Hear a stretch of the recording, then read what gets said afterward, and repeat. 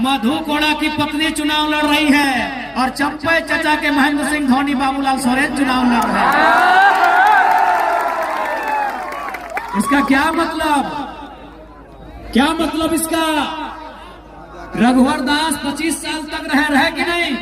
आज भी उड़ीसा के गवर्नर है, फिर भी पेट नहीं भरा, अपनी पुतोहों को चुनाव लड़ा रहे हैं। चंपई सोरेन 2 बार मंत्री रहे, मुख्यमंत्री रहे, फिर भी पेट नहीं भरा, बाबूलाल सोरेन को चुनाव लड़ा रहे हैं। मधु कोड़ा झारखंड के इतिहास में सबसे बड़ा घोटाला किया, फिर भी पेट नहीं भरा, अपनी पत्नी को चुनाव लड़ा रहे हैं। अर्जुन मुंडा जो मुख्यमंत्री के साथ साथ दिल्ली में जाके सेंट्रल मंत्री रहे, केंद्रीय मंत्री रहे, फिर भी पेट नहीं भरा, अपनी बीवी को चुनाव लड़ा रहे हैं। राजा के घर में रानी, राजा के घर में राजा।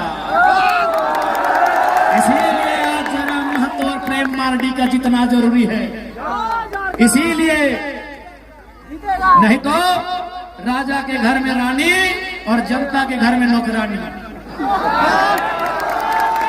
राजा के घर में रानी और जनता के घर में नौकरानी। अगर इस व्यवस्था को तोड़ना है, इस परंपरा को तोड़ना है, तो इस बार कहीं आगे पीछे ऊपर नीचे नहीं, केवल और केवल कैंची छाप में मोहर लगाना है। नहीं, आप बताइए, क्या प्रेम मार्डी इनके बाप करोड़पति हैं? क्या इनके बाप का हवेली है? तो इसलिए ये जीत जनता की जीत होगी, और नहीं तो फिर वही रघुवर दास की बहू और अर्जुन मुंडा की बीवी चुनाव लड़ेगी। और हम और आप झाल मुड़ी बेचेंगे, हम और आप पकौड़ी बेचेंगे, हम और आप पोथी माछ बेचेंगे। इसलिए उस व्यवस्था को रोकिए, वो व्यवस्था बहुत घातक है।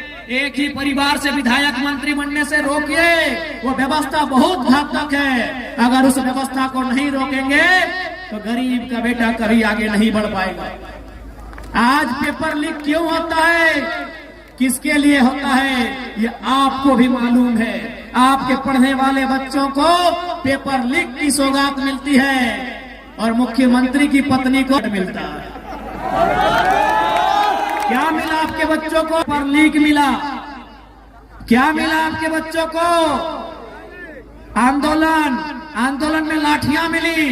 प्रेम मार्डी 6 महीना जेल में रह के आए हैं। क्या मिला जनता के बच्चों को? क्या मिला जनता को? क्या मिला जनता को? मिला लाठियां। जनता के बच्चों को मिला पेपर गड़बड़ी। जनता के बच्चों को मिला केस मुकदमा। और हेमंत सोरेन की पत्नी कल्पना सोरेन को मिला गांडे का टिकट। रोकिए इस व्यवस्था को, रोकिए इस व्यवस्था को। अगर इस व्यवस्था को नहीं रोक पाते हैं तो फिर गरीब आदमी की आवाज कोई नहीं बनेगा, गांव किसान मजदूर की आवाज कोई नहीं बनेगा। रोकिए इस व्यवस्था को, रोकिए इस व्यवस्था को।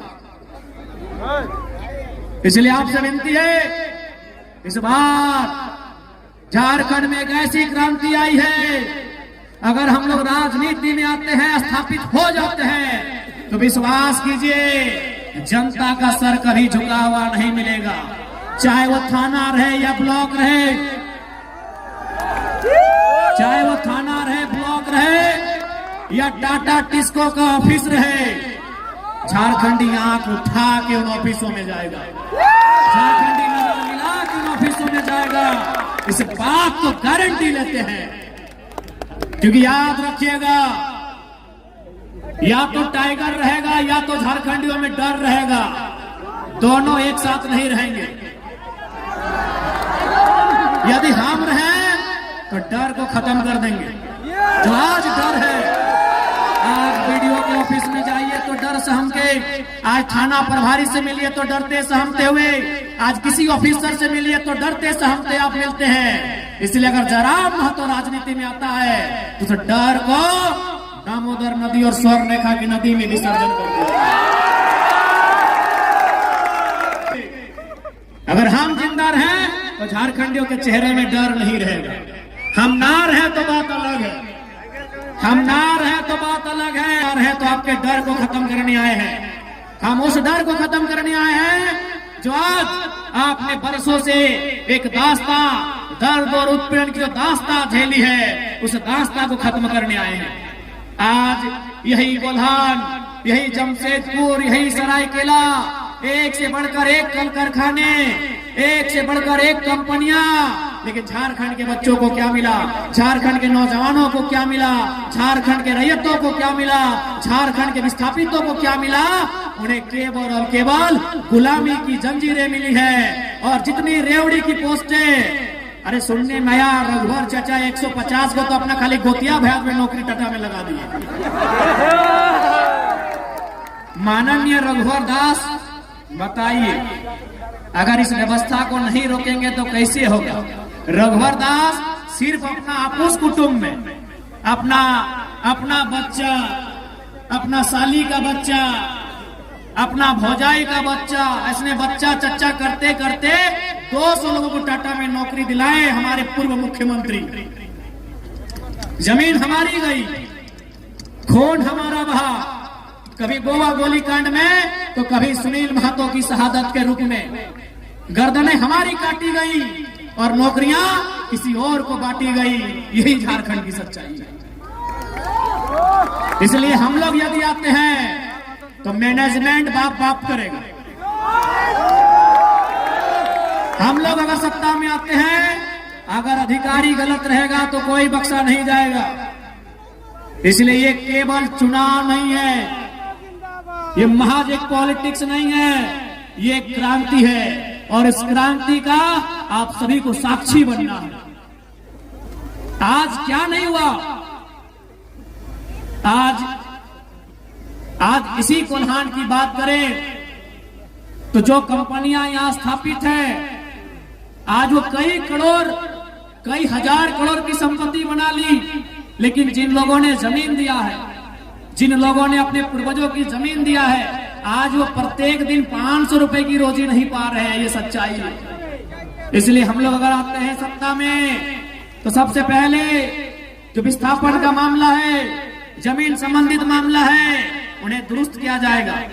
हमने अगर जमीन दिया है तो नौकरी 3rd और 4th ग्रेड की हमारी पीढ़ी दर पीढ़ी देनी होगी। हम लोग इस बात को सुनिश्चित करेंगे।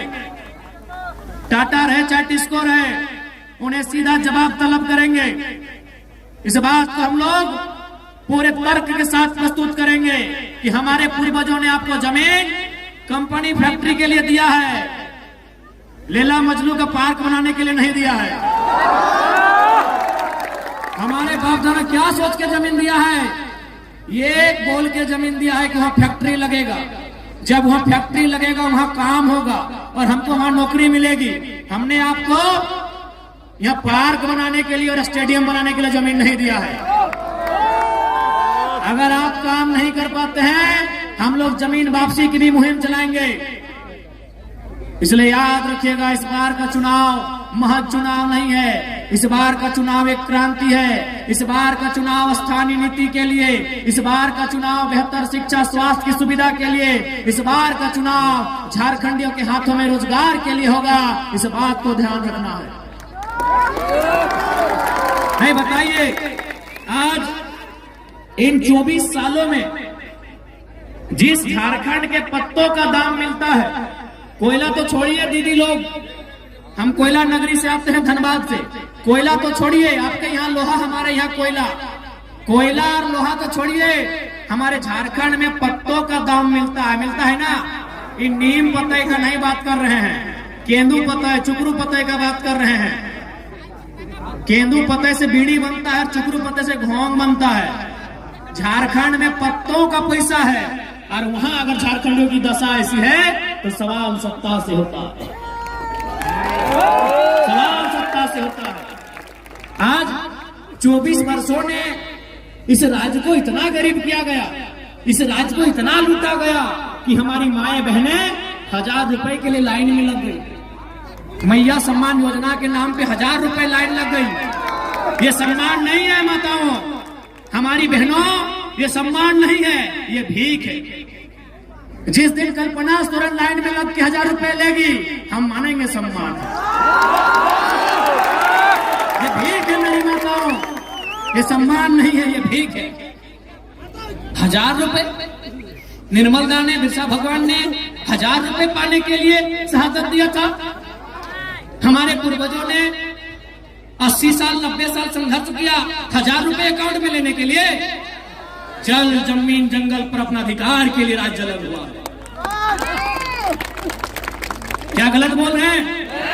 आज आप 1000 रुपए के लिए लाइन में लगे हैं। अगर यही व्यवस्था रही तो आपके आने वाली पीढ़ी 500 के लिए लगेगी कि नहीं? अभी फॉर एग्जाम्पल कोटा में इधर चावल मिलता है, राशन कार्ड है ना। अब हमारा एक बात सुनिए, आज से 15-20 साल पहले हमारी माँ, हमारी मौसी, हमारी काकी जेठी लोग, दीदीरा मासीरा काकीरा, आप लोग हमारे दरवाजे में कोई मांगने आता था, मांगने, भीख मांगने वाला, याद कीजिएगा, कोई मांगने वाला आता था। हमारे गांव में कोई साधु, कोई पीर फकीर हमारे दरवाजे में, हमारे चौखट में मांगता था कि भिक्षाम देहि, 4 दिन से भूखा है। याद कीजिए, आप सूप में, आप क्या बोलते हैं सूप को? कुला बोलते हैं। हाँ, आप कुला में धान चावल उसको महीना दिन में 10 किलो देते थे। यानी हम वो लोग हैं जो 5 किलो अनाज, 10 किलो अनाज दान में देते थे। आज कोटा का लाइन में लग गए हैं, सोचने की बात है। दीदीरा, क्या हम गलत बोल रहे हैं? आप याद कीजिए, आप नहीं तो आपकी माँ वही कूला में सूप, हम लोग बोलते हैं, आप कूला बोलते हैं, जो बांस का बना होता है। हाँ, अभी सूप आप लोग कूला बोलते हैं। 5 किलो से 10 किलो धान या चावल हम लोग मांगने वाले को देते थे महीना दिन में। यदि घर में चावल नहीं होता था, क्योंकि शुभ दिन को होता है कि आज चावल नहीं देंगे, तो हम लोग बारी चले जाते थे। हमने देखा अपनी माँ को, दादी को, वो बारी जाती थी, बारी से बैगन बिलाती, सब्जी लेके आती थी, सब्जी देती थी। अगर बारी में सब्जी भी नहीं होता था तो कोठा चढ़ जाती थी। कोठा समझ रहे ना? अब तो बिल्डिंग पक्का मकान हो गया, कोठा। हाँ, घर के ऊपर एक छोटा घर होता था, कोठा बोलते हैं। आप क्या बोलते हैं? कोठा। तो अगर बारी में सब्जी नहीं होता था तो कोठा चढ़ जाती थी, और कोठा में हम लोग का 12 महीना क्या मिलता था? आलू प्याज लहसुन। आलू प्याज लहसुन उसको लाके देती थी, लेकिन हमारे दरवाजे से किसी को खाली हाथ लौटने नहीं दिया जाता था। आज हम कहाँ आ गए? जो लोग अपने दरवाजे से किसी को खाली हाथ लौटने नहीं देते थे, आज वे लोग हाथ फैला के मांग रहे हैं। यही 24 सालों का इतिहास है। यही 24 सालों का इतिहास है। यही 24 सालों की सरकार है कि जो लोग भर भर के दान देते थे, खेत खलिहान के अनाज लोगों को, गरीबों को दान देते थे, आज वे लोग हाथ फैला के कभी 1000 रुपए, कभी कोटा में 5 किलो अनाज के लिए लाइन में खड़ा हो गए हैं। ये 24 सालों का इतिहास है। क्यों ऐसा हुआ? इन्होंने नौकरियों को बेचा, इन्होंने खेतों को बेचा, इन्होंने जमीनों को बेचा। आज इसीलिए केवल हम लोग राजनीति नहीं, एक क्रांति करने आए हैं। हम लोग आने वाले 50 साल के भविष्य को सजाने संवारने के लिए आए हैं।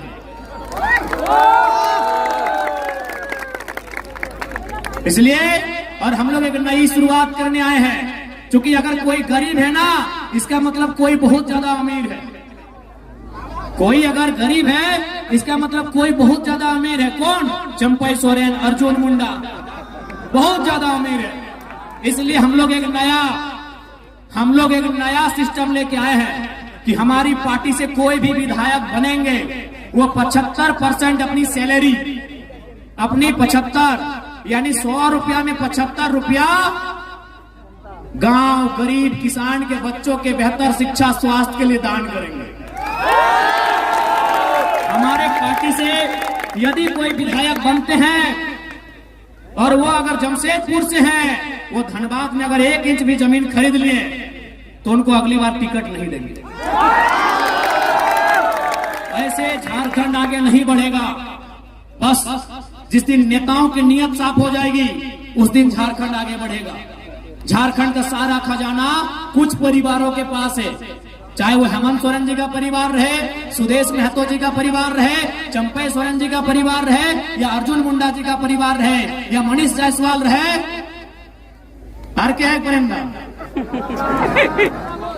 चाहे मधु कोड़ा जी रहे। इसलिए अंत में इतना ही कहेंगे, इस बार राजनीति को आपको समझना होगा। यदि आप राजनीति को नहीं समझेंगे तो राजनीति आपको नहीं समझाएगी। इसलिए आपसे विनती है, प्रार्थना है, इस बार बदलाव के लिए आपका वोट हो। और आज ये माहौल देख के एकदम विश्वास है कि सरायकेला विधानसभा इस बार इतिहास लिखेगा। सरायकेला विधानसभा इस बार इतिहास लिखेगा। जय झारखंड। हम लोग और 4 जगह जाना है, गला की हालत खराब है। बस हमको डॉक्टर बोला कि ज्यादा बोले नहीं, थोड़ा सा इधर सूजन हो गया गला में से, तो डॉक्टर हमको बोले कि आप थोड़ा भाषण देना बंद कीजिए। तो हम एक ही लाइन बोले, बड़ी कठोर लाइन बोले कि देखिए डॉक्टर साहब, अब हम जिंदा रहे चाहे मर जाएं, 20 तारीख से पहले नहीं रुकेंगे। अभी देखिए पूरा माथा में गाड़ी में तेल लगाते लगा पूरा दर्द देने लगा है। आंख दर्द, माथा दर्द, घेचा दर्द, पूरा चारों तरफ दर्द दे रहा है। तो ये दर्द हम लोग इसीलिए सह रहे हैं ताकि हमारे आने वाले पीढ़ी को दर्द सहना ना पड़े। ঠিক আছে, সবাইকে জোহার, সবাইকে ধন্যবাদ। ভালো লাগছে, ভালো করে থাকবে। তোমাদের চুনাव চিহ্ন কেচি ছাপ, তোমাদের প্রত্যাশী প্রেম দাদা।